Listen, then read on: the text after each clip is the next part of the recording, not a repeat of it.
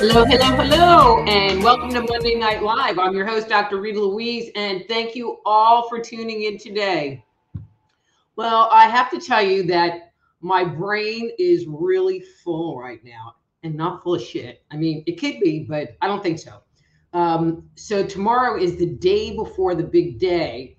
I'm leaving and flying to Boulder, Colorado, to be filmed for Ancient Civilizations #5. And so for the last couple of weeks, I've been doing a bunch of research and learning the material that I researched. And I feel like I am preparing for a college exam that is 100 questions, all essay. And so I have these storylines and myths and all of this stuff in my head. And so, I have to tell you, it's like, some days I come on here and I'm like, oh my God, I just want to take a nap.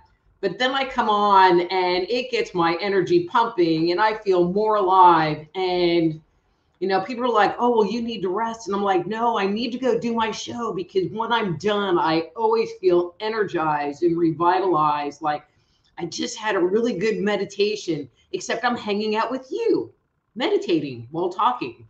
However that works. Anyway, but I always feel good. So I'm so happy to be here, even if I have a full head, but I'm sure it'll be empty by the time we're done.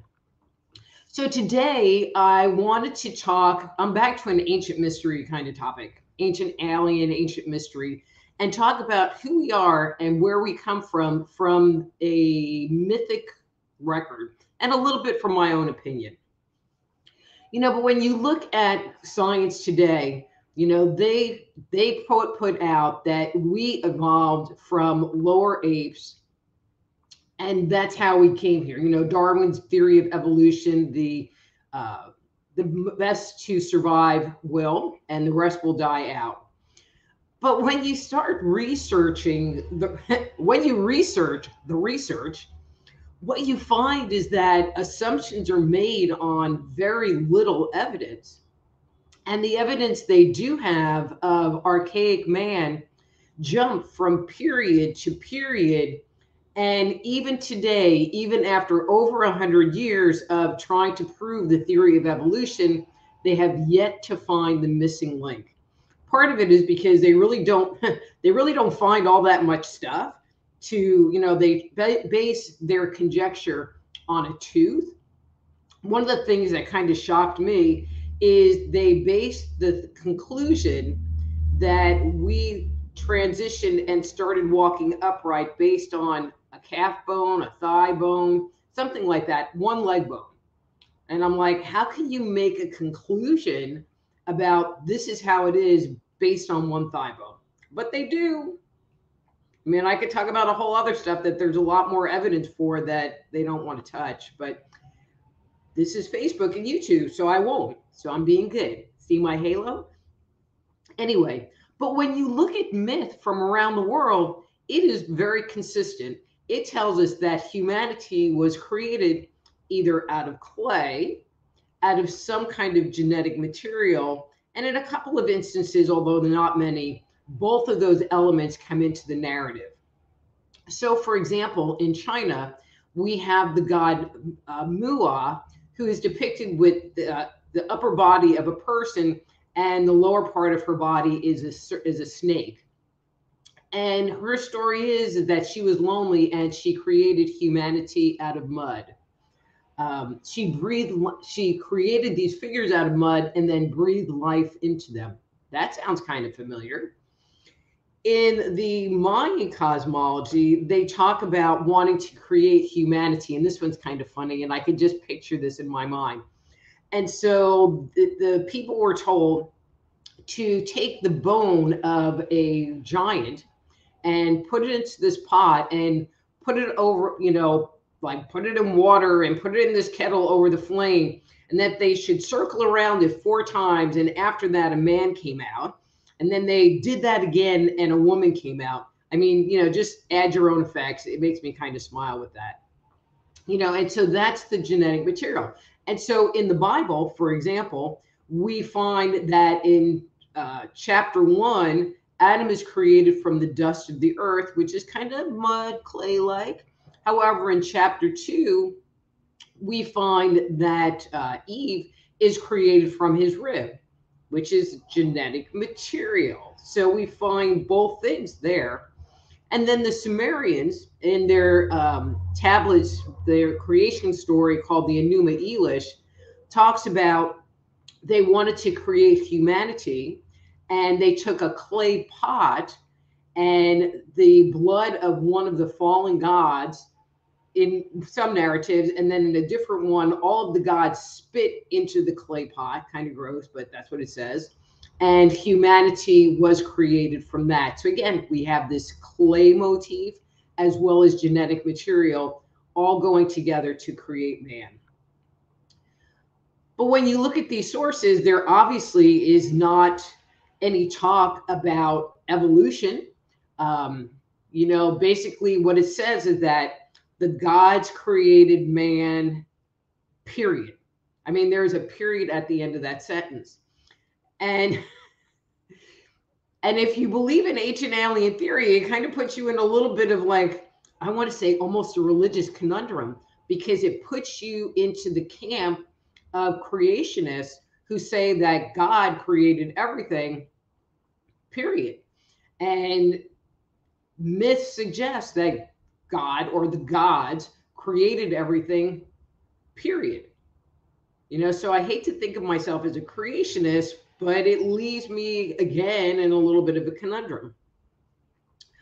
So I'm going to share, and this is in my book, Stepping Out of Eden, but I'm going to share my take on the whole thing. I believe that deep in our past, and we're talking, a few million years ago, that apes,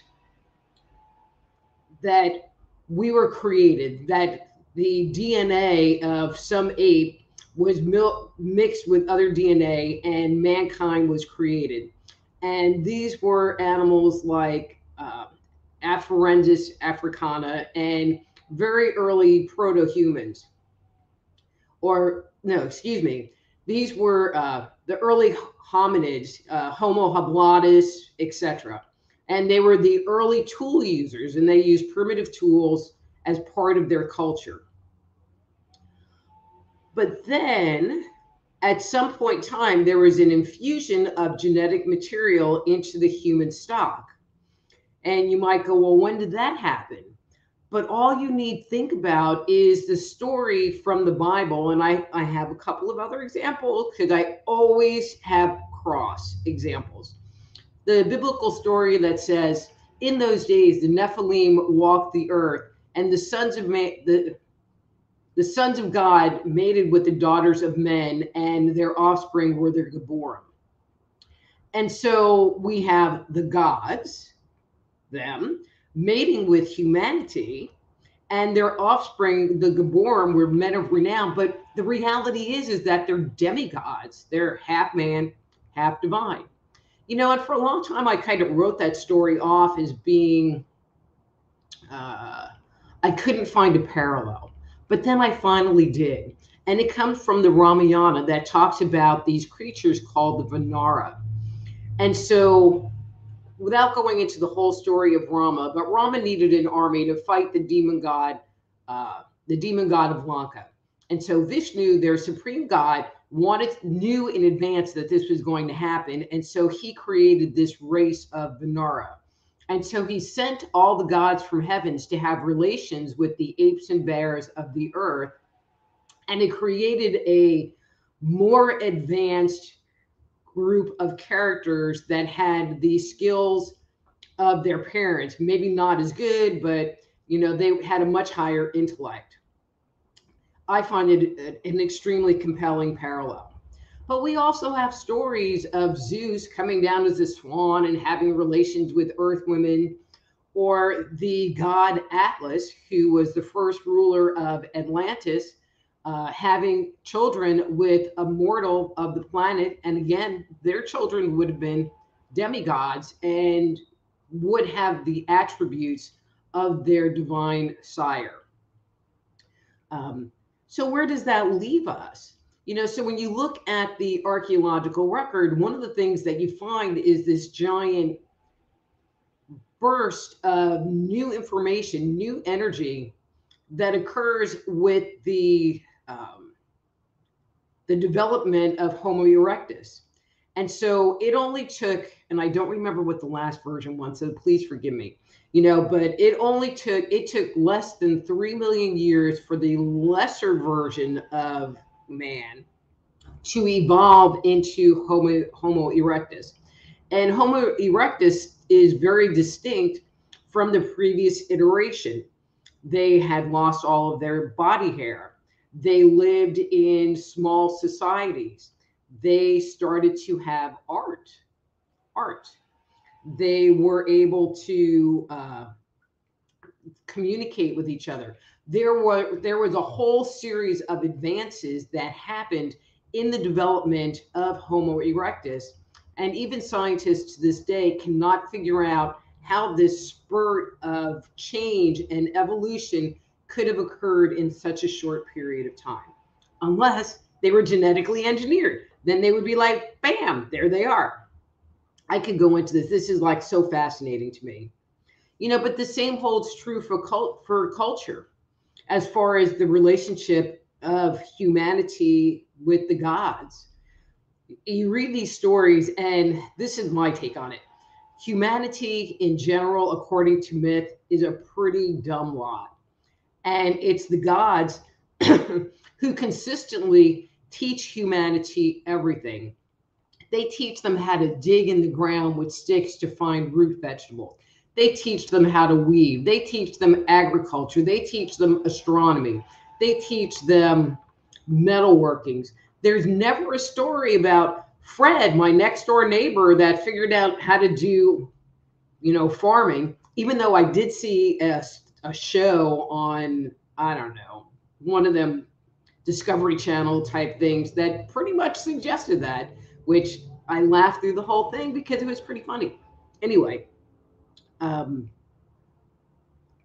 so if this is something that you're not familiar with, it might be something to take a step back and ponder, was there outside forces that were spurring on the development of humanity on this planet?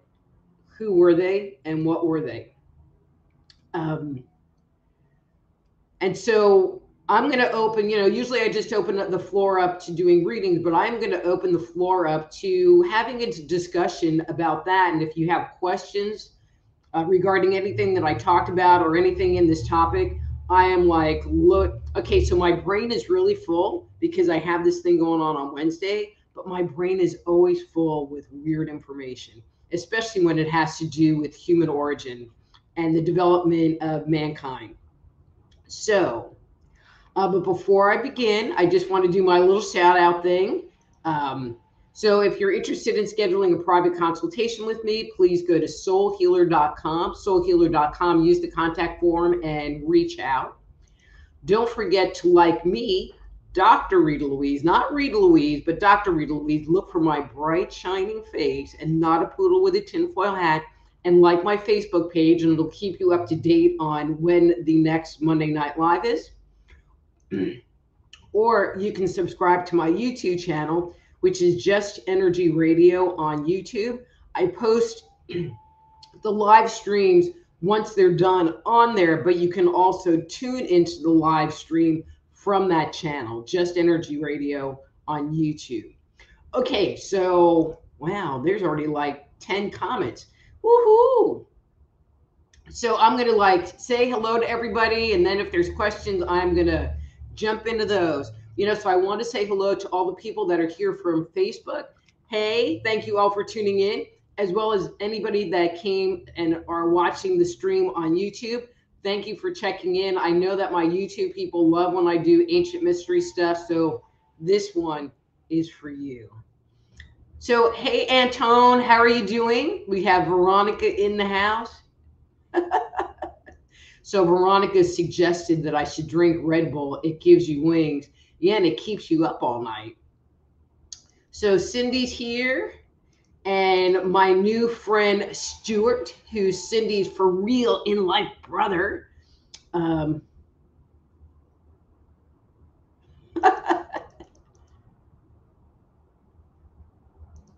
Okay, so Cindy has to say, all right. So I don't read these in advance, so I can't really make commentary. I like to think that we are the result of an ancient alien sixth grade science project. Well, a line that I've used very often is, some of these gods, ancient alien gods, broke the prime directive and gave us stuff that we weren't supposed to get. So, for example, and actually there is case law on this. There's the story of Prometheus that gave humanity fire and was chained to a rock, where an eagle ate his liver out every night, and then it reconstituted itself because he was a god, and he had to live that way for eternity. Same with Loki. Um, there is a god out of the Native American cosmology called Makabo. Similar story, gave humanity fire, got in trouble for it. So we find that the gods, for the most part, really didn't want us to have the technology, but they gave it to us anyway, and they got in trouble. Oops, broke the prime directive. I can just see Captain Picard or Captain Kirk going, "Oh, they broke the prime directive." Okay, thank you, Cindy. So Sin wants to know if he can have a free reading. So Sin, here are the rules of engagement for getting a reading. And yes, you surely can have a free reading. So the reading has to be a real question. So if you say, "Can you tell me something?" Not a real question. It needs to be fairly specific. I do not talk about dead people, so don't ask me about some dead person. And I don't predict the future. So if you want to know what's going to happen in the future, but you can be a bit more specific, I may or may not want to give you an answer, but you just give a random next Tuesday, you're going to go to the supermarket and find $20 on the ground. Not doing it. Okay. So Sin, please do feel free to post your question below. Okay. So again, not reading these, so you guys need to be like PG on them. All right. So Stuart, and hopefully this whole thing. I don't feel as a modern people, we are from this planet originally. Fossils as well as drawings and statute help to prove this theory.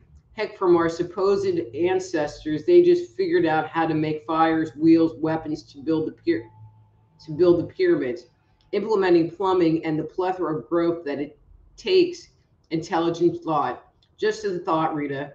Hey, Stuart. However, Stuart, if the information, the basic information was given to us by the gods, then we would get a jump start into this whole thing. And I'm actually going to give you an example. And I don't have like the details in front of me, and I haven't been like trying to memorize it for the last 2 weeks because I'm filming. But at the Stone Age Center, I mean, this is recent, the very recent. They took some apes and they were teaching them how to make stone tools. And so within 10 years of working with them, they were able to make stone tools. They were also able to teach them sign language. And one of the apes actually knew 3,000 different sign languages, 3,000 different signs, and was able to tell the handler that she wanted a Starbucks. Go Starbucks. See, Cindy, I knew you would like that. Yeah, could tell the handler that she wanted a Starbucks. And then there was this one ape that they taught to make a fire.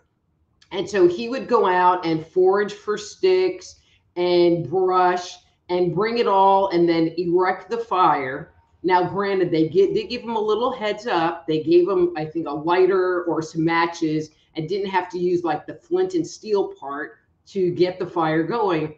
But they were able to teach him how to do that. And they did that in a relatively short period of time.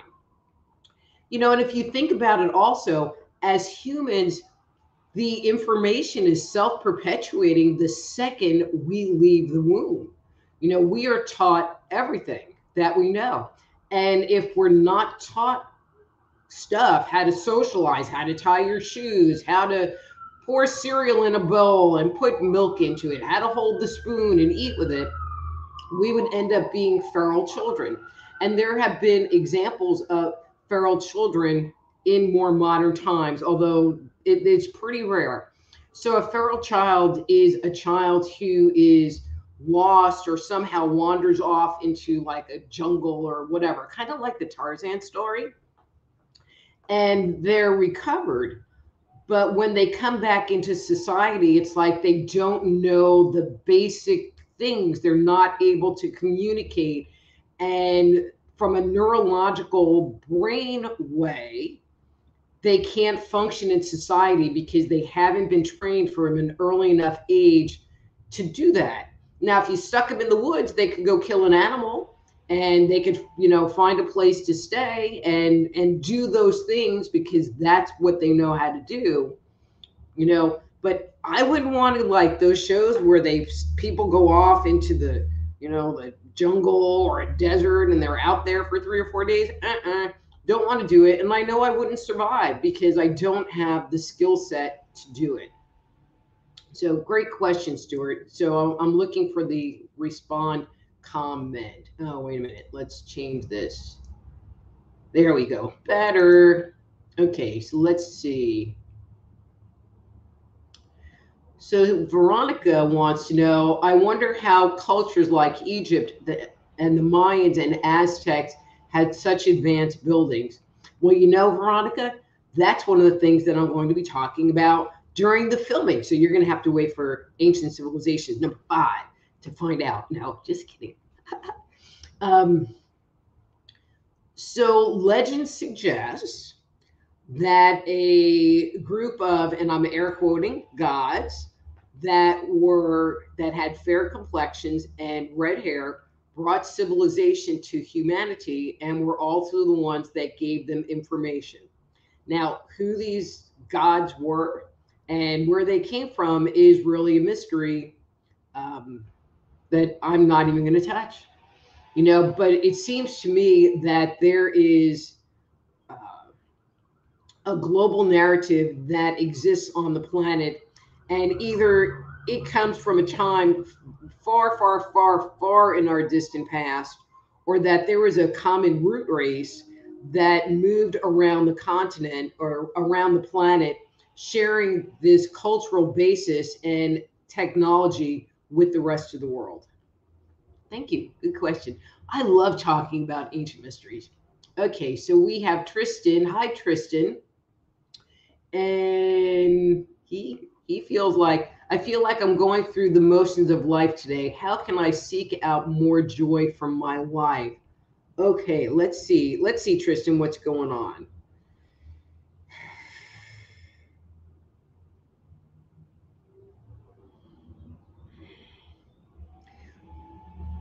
So Tristan, and I'm going to talk a little technical here, but then I'll bring it back down to earth just in case you don't really understand what I'm saying. So when I look at you, the first thing that I'm seeing is that you as spirit seem really far out of your body. And so when I look at you, there's your body, but then there's your spiritual body that's leaning forward.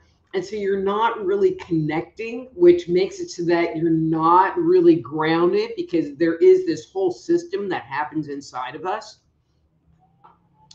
And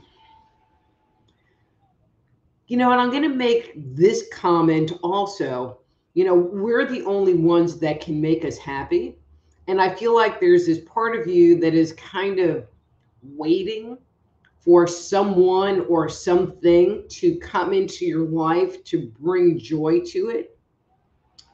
Um, and a lot of the times when I see that kind of energy, it's usually tied to a loss, a loss of a spouse, a loss of a partner, like with a relationship breaking up, the loss of a job, where we really don't know.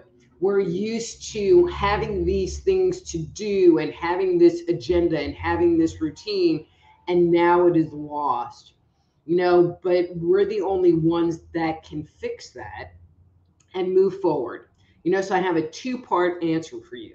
The first part is, you know, beginning some kind of a meditation practice or a mindfulness practice will help bring you back into your body and bring you back into alignment. But I also feel that finding things to bring joy into your life, and looking at it from a positive place, like, oh, I get to go do this, even though doing this might be just something to do. At first, it can really start to shift that. But we really have to make a conscious effort and put the energy in order to get the results that we're hoping for. I hope that makes sense. And if you want to respond or get a follow up, just please post below. Okay. All right. So, Miss Veronica, excuse me, question. What biofilm team you recommended? Is it working on my never ending UTI? I've been drinking it twice a day. Great. Um,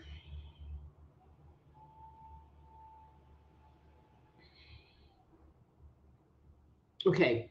So, Veronica, what you're showing me is that it is starting, okay, and don't be mad, it is starting to thin out the biofilm.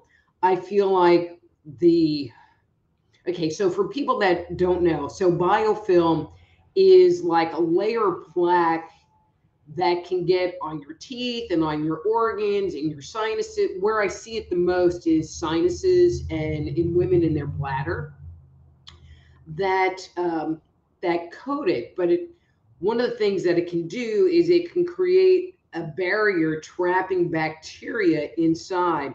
And so people that have reoccurring uh, bladder infections or reoccurring sinus infections, they might have an issue with biofilm. So, Veronica, when I look at the deposit of biofilm in your body, I feel like it is starting to thin down, some places more than others, but it has not gotten down to the bladder wall yet to where the bacteria is actually seated.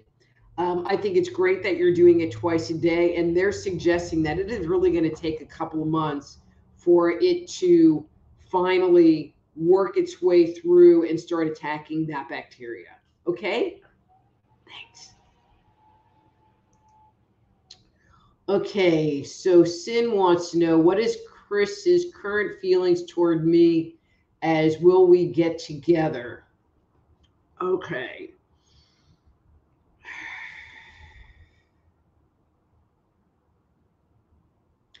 Okay, so when I look at Chris's energy, I mean, I see it there. When I look at relationship dynamics, I look to see at how much the two people are engaged in the relationship.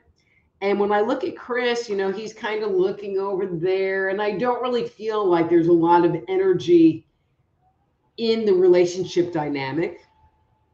And Sam, with you, I almost feel like it's the same way. It's like you're waiting for somebody to be interested in you so that you'll engage.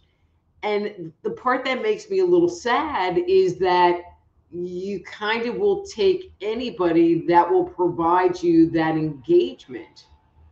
And I think you like Chris, but I'm not really getting that he's all, like he's the guy. I just feel like he is a guy and you just want somebody, um, if that makes sense. Um, so if you're hoping that there'll be something more, I mean, it's something that you could initiate, but I'm not really feeling it, and if there's an expectation that he initiates, I really don't get that at all. Okay, so we're back to Stuart, and he says, I agree. Well, that's because I'm smart, and the doctor, Stuart. Everything is learned, but the thing is, who is the teacher? And I'm telling you, the teachers are the gods. And, or at least at one point in time, it was the gods. But then I'm going to kind of shift this, and one of the conundrums that I ran into in doing some of my research was there were the gods that interacted with humanity and were responsible for their development and their creation and their early education. And this group of gods had mighty chariots and amazing weapons, which, if you were ethereal and invisible, you wouldn't need all this stuff. But then there are a series of spiritual beings that some people call God, so I know that you don't believe in God. So, but when people go inside and they feel connected to source or connected to the universe, some people substitute that feeling with the word God. So I'm going to use it in that context. People that channel information, people that have those light bulb moments, kind of like Euripides. I don't know, Eureka, I have found it, because he had a light bulb moment. Those people also are connecting to source that some people claim are these higher level beings that provide us with information. And so I think some of our advanced technology, and advanced learning comes from that. But according to mythic sources, the gods have provided humanity education on at 6 different times, 3 times before the flood and 3 times after the flood. And there are people today that suggest that current UFOs go down, that they find a wreck somewhere, so that the gods aren't directly giving us the information, but now we have this ship that we can back engineer and utilize that technology for our technological growth. So just putting it all out there for you to think about. All right, you can't pay attention and type. Next time we'll get together, get ready for a talk. No, not the talk, not the talk. Okay, Stuart, you better stay longer then. Okay, so Tristan, does that make sense to you? I hope so. All right. Okay, so we have some person, blah, blah, hello, but she wants Veronica Smith. And she made the mistake of asking Cindy because she felt a strong connection to her. Yeah. And Cindy needs a reading. Cindy and Veronica, when I kind of feel into whoever these people are, I really don't get anything. Like they seem soulless. And, I think Babalu, whoever you are, with a name that I can't pronounce to save my life, I think that you should ask a question and get a reading while you're here. You might as well, it's free. Okay, let's see.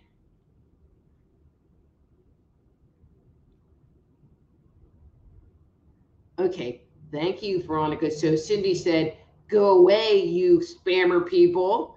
You're not welcome. And then Veronica said, I am a stop sign. Want you to stop meddling in this live session. That's right. You go away. Okay, so Stuart's back. It says, being an atheist will cause me to argue the God thing. I feel as we learned from humanoids or beings that were way advanced, and we gave them the term gods. Well, and Stuart, for the most part, that's what I'm saying. I just don't say that out loud because, and I have a very specific reason for saying that, because myth does not refer to them as extraterrestrials. They refer to them as the gods. Even if they have 4 heads and 50 arms, or the upper body of a person and the bottom of a snake, I don't know how you can get like away from an alien with that, so, but I choose to not use that word. Talking about the connection on the inside part, um, that would be a totally different discussion. But no, I totally go there. I'm not putting your next. Okay. So Cindy's getting a little bit frustrated with the spammers, although they haven't posted anymore, and she wants them to get a rash. And I just want to say that, she will like spammer people, give you the evil eye, and you just might get a rash. It could happen. So, any more questions out there? I think I got everybody that posted a question.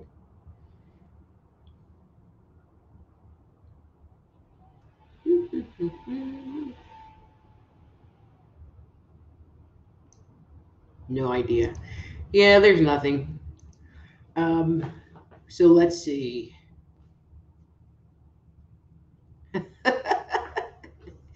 So Cindy said it's too late now. So Gobbledygook, whatever your name is, if you get a rash, come back and we'll heal it. Not. Um, hey, Amber. So I kind of caught up on everything. Do you have a question tonight? We've been talking about ancient mysteries and the gods, but you can ask about anything other than, predicting the future and dead people. But I'd love to hear from you. Oh my God. It is the man, John Kassler. So, Cindy, Stuart, John. I won't say he's my brother. He's my alien brother. So, John, you live with an alien? Okay. I thought your brother was the alien. So, anyway, I'd like to hear more on your alien person that you live with. So, put it in the comments. And we have Charles in the house. Thank you, Charles, for coming in. Nice seeing you. Hey. All right, and we have Veronica comment. Who do you, okay, so I guess the comment is something to the effect of who are these interdimensional beings? And who they are, I don't really know. They're beings that don't have bodies. In some cultures, they refer to these, um, okay, hang on, Veronica, I'm gonna come back. So Amber, go ahead and ask the question, and if I don't like it, I will respond back to you. But really, anything other than, tell me about a dead person and a generic question about, tell me about my future, and then we're good to go. Okay, interdimensional beings.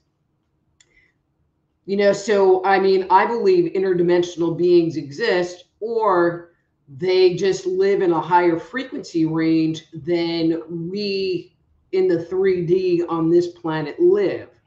Um, I find it funny that there are all these people that channel these interdimensional beings.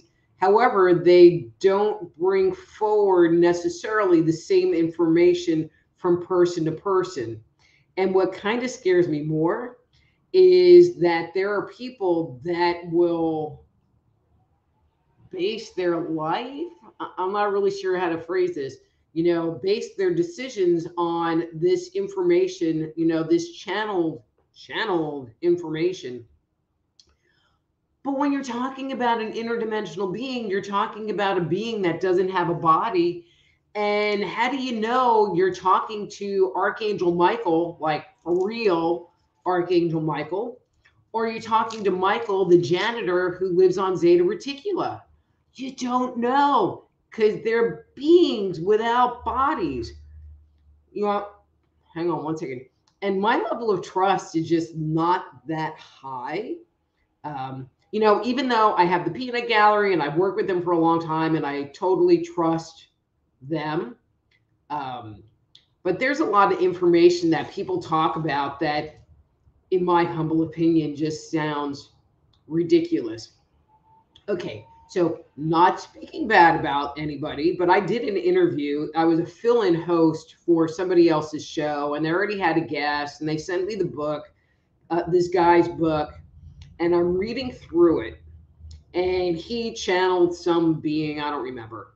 and he was asking this guy questions, or people were asking questions. I don't really remember, but questions were being asked.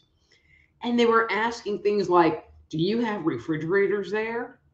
And the being was like, well, we have things like refrigerators, but they operate differently. Do you see that look? Like, what the? And a lot of the questions were that way. They were asking, well, one, stupid questions, but this being was giving these, I don't know. I mean, in the end, the guy was wonderful. We had a great interview. It went by really fast, thank God. I didn't really have to talk to him about his book because that would have been really hard, because I kind of laughed through most of it because it was just like beyond my BS level.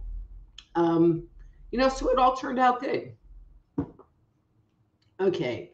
So, Amber, have you posted a question? Okay, so I'm still waiting for your question, Amber. Type away. Type, type, type. All right. So, Veronica is back with another comment. That makes sense. But yes, the people that channel are all over the place. And I totally agree. I think that if the material that someone was channeling was more consistent, um, then I would be able to hold it or entertain it. Um, but I'm not seeing that. I'm just not seeing that at all. Um, Amber, you can ask about past lives. You sure can.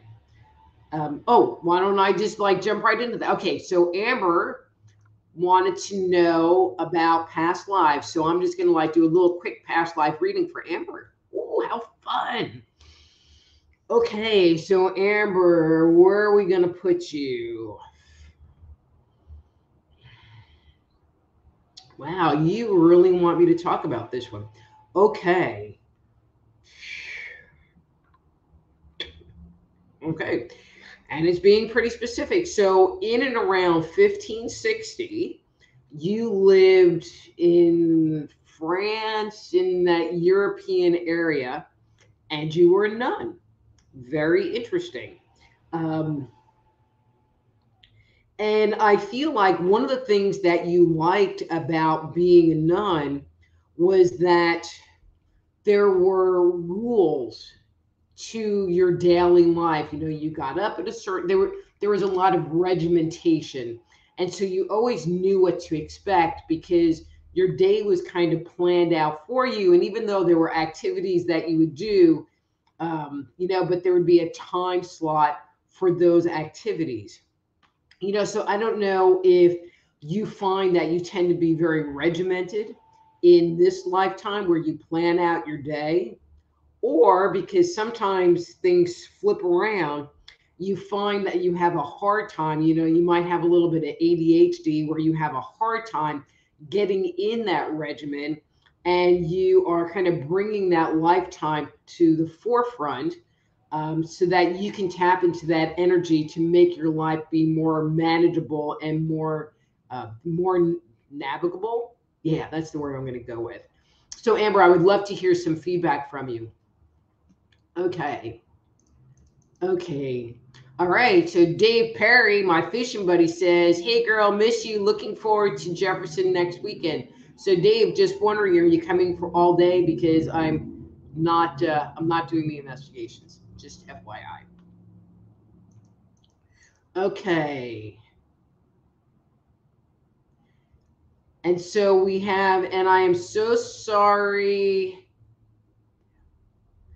Dalaborca. Sorry, I have no phonics skills. If you have a question, there's 15 minutes left, and I would love to entertain it. Earlier, we were talking about the gods and ancient mysteries and the development of humanity on the planet, if you want to jump in on that conversation. But yes, the doctor is in and questions abound. All right, so Amber says, "You're picking up all my energy." And now she says she has goosebumps. And then she says, "Oh my goodness, exactly. Yay. That's why they pay me the big bucks to do this." Okay. So Dave says this is about the conference, History Haunts and Legends Conference, next Saturday in spooky Jefferson, Texas. So I will be there, and I'm doing a presentation from 10 to 10:30, 10:45, talking about the mysteries of psychic abilities revealed. So yes, Dave, I will be there because I'm speaking, and I'll have a booth. Okay. Ooh, we're getting a run of past life readings. Okay, I'm looking at the clock. Okay, oh wait, let's go back to Amber for one quick second. She thinks I'm awesome. She thinks I'm awesome. Anyway, just saying. Okay, back to Veronica. And she, sometimes we start on a trend and that just becomes the focus of the chat room. But past life readings are kind of fun. Okay, Veronica, where do you want me to take you?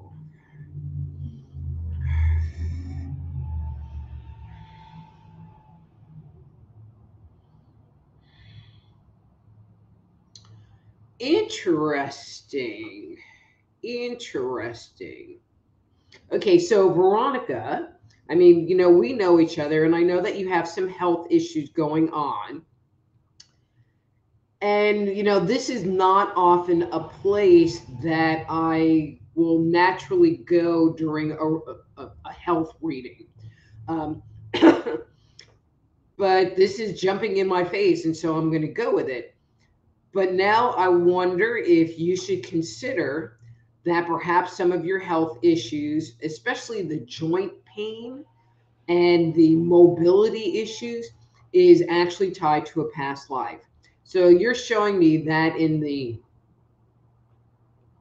mid 1800s, you were a man and you had some kind of really bad accident, like you fell off of a roof. I mean, something really bad where there was a strong impact.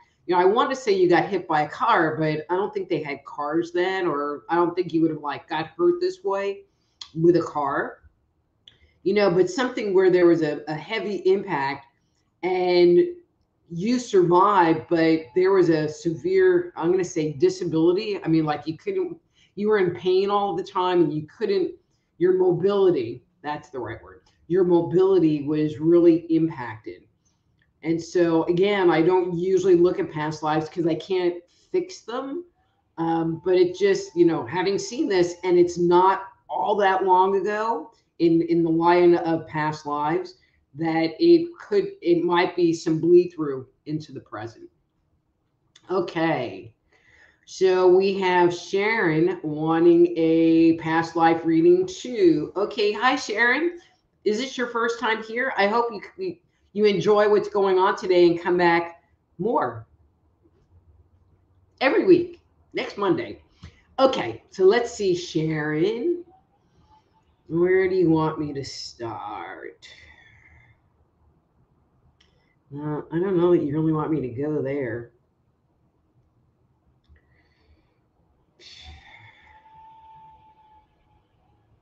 Okay. Sometimes it's like I like to start with a question, um, because this is kind of the predominant energy coming up for me. So Amber, and I'm just going to keep talking, but I'm going to start with the question. So Amber, I don't know if in this lifetime you have challenges with abandonment issues, um, where you never really connected with your family, or perhaps you were adopted at an early age and have those kinds of, fear and dread of abandonment. You're showing me, and this is actually a very recent lifetime. You were in Germany.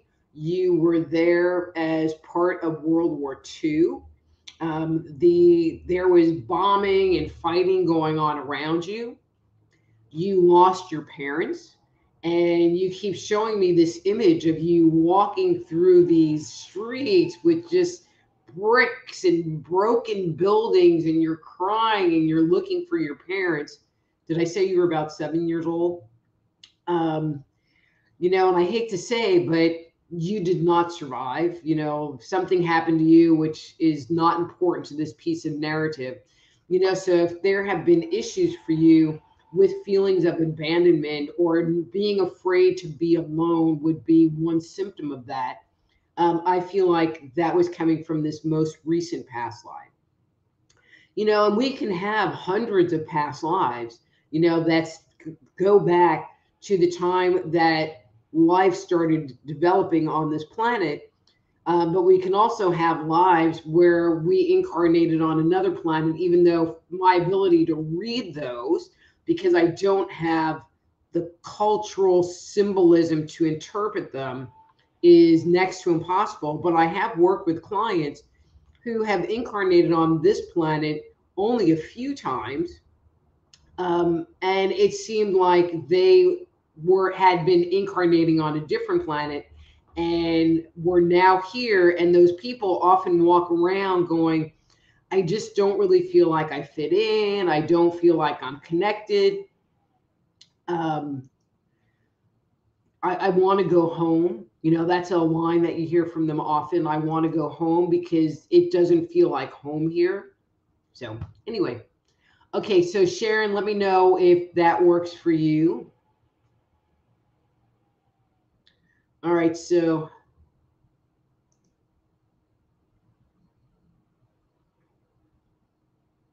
okay, okay. So Sharon confirms that she has abandonment issues. So, so I'm feeling like, um, that some of that, not all of it, because I do feel like there's some of that abandonment energy from this lifetime. But I feel like when you came into your body this time, that some of that energy was bleeding through and you were more sensitive and had a higher need for connection and contact with your mother, and you didn't get as much as your little psyche needed at the time, and it just accentuated what was already going on. So great. Okay, so we have Yamin, send me friend request for your reading now. Obviously not an English speaking person, but Yasmin, if you would like to get a reading, you can ask a question. I'd be happy to answer it here on air. Oh, Stuart, Yasmin wants you. Yasmin, you need to go. Oh, she wants you too, Dave and Veronica. Bye, Yasmin. Well, we only got a couple of minutes left anyway. All right, so Stuart says, see you next week and talk soon, Rita. Pizza just got here. Good night. All right, good night to Stuart. I still have 5 more minutes. So if anybody has any last questions, Yasmin, do you want to get a past life reading? Um, how about you, Dave? You haven't asked any questions. That would be an easy, don't really have to ask anything thing. Or you, Charles, or John, all you guys who are hovering in the background, not doing anything. Another rash out the door. Bye. Ooh. Okay. All right. So, Cindy. I don't know, Cindy. Sometimes it scares me to read you, but here, let's go.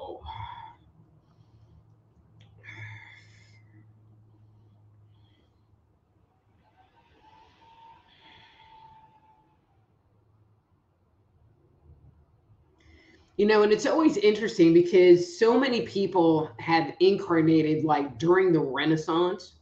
I think because it was like a really good period of time. So, Cindy, you are also showing me a lifetime during the Renaissance. It was the late 1500s, early 1600s. This is a shocker. You were a merchant. You're actually a very successful merchant. Um, you were well known in society. You were definitely in the upper echelon of society, not ruling class, but of that merchant class. I feel like people had a lot of respect for you. Um,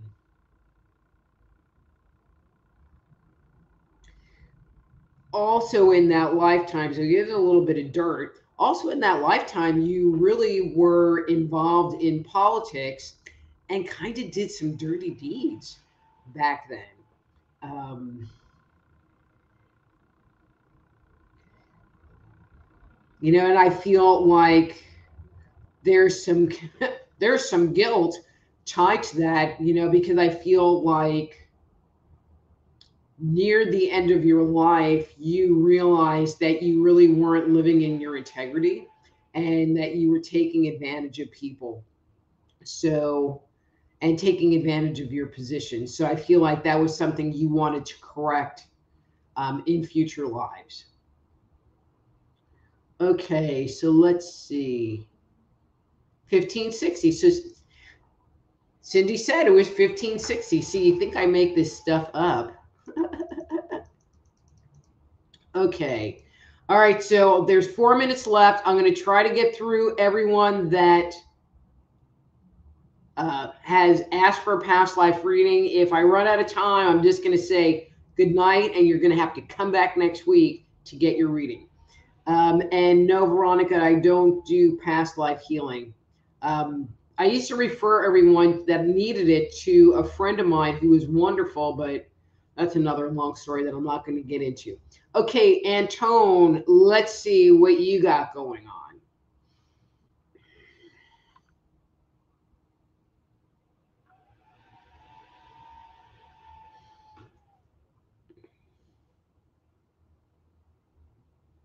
Okay, so I'm really not getting a fix on a date for you. I'm, because we went through this really long period where, especially in outskirt areas, society really didn't um, change as far as the landmarks that you see. And so you're showing me that you lived in like Norway, Northern England, up in that area. I'm getting in that Norway, Denmark. I don't know. I don't have a map, so I can't put my finger on it. And you just keep showing me this wooden house and these big fields and these animals that pastured on the field, and it's really challenging to kind of put a date stamp on it because there really weren't big cities to help identify. Your clothing is very primitive. Um, so sorry about that part. But let's see. So why are you showing me this? Because that's the key.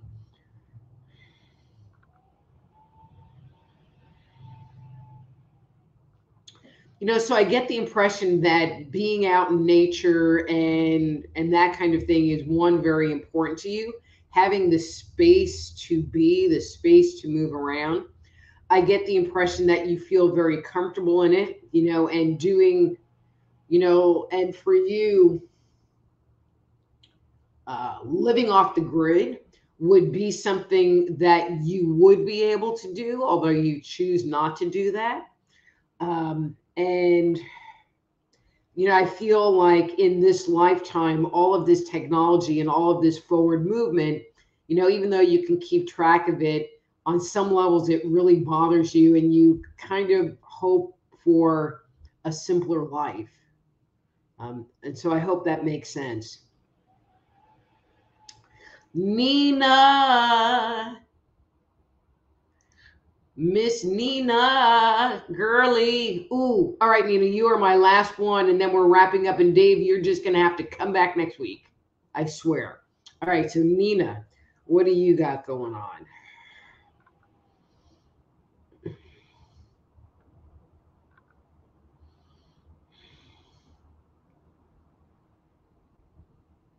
Okay, so for some reason, I want to say the 12th century, but then Joan of Arc came up. And okay, and I'm not saying you were Joan of Arc, but it was during the period of Joan of Arc. And I feel like you are around her, around that movement that she led. I feel like in that lifetime, you really looked up to her and her values. I don't know. I feel like there was a connection, a reverence, even though I don't feel like you knew her personally, but I feel like you really believed what she stood for. And I feel like in this lifetime, okay, just going to say it out loud. I feel like in this lifetime, it's like you're kind of looking for meaning and you're kind of looking for connection and you're looking for that thing to hold on to move forward to. But when you do, when you try to connect to someone or something, there's always a piece of it that turns you off, that there's a negative vibe to it, or you can see through them and see the evil that lies behind the mask is the best way that I can say that. And so I hope that you do find what you're looking for.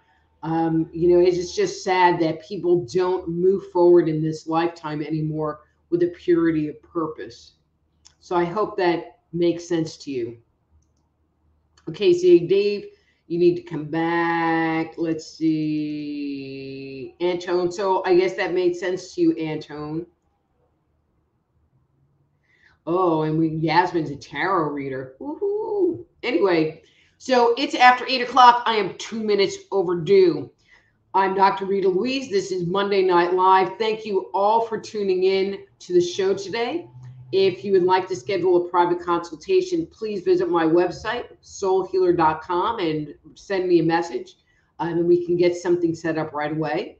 Don't forget to like my Facebook page, Dr. Rita Louise on Facebook. Look for my smiling face, not the poodle with the tinfoil hat, and like the page. Or subscribe to my YouTube channel, Just Energy Radio on YouTube. And don't forget, I will be back here next Monday night to answer all of your questions, and we'll have more fun and more spammers, and we can yell at them too. Until then, I'm Dr. Rita Louise. Be blessed.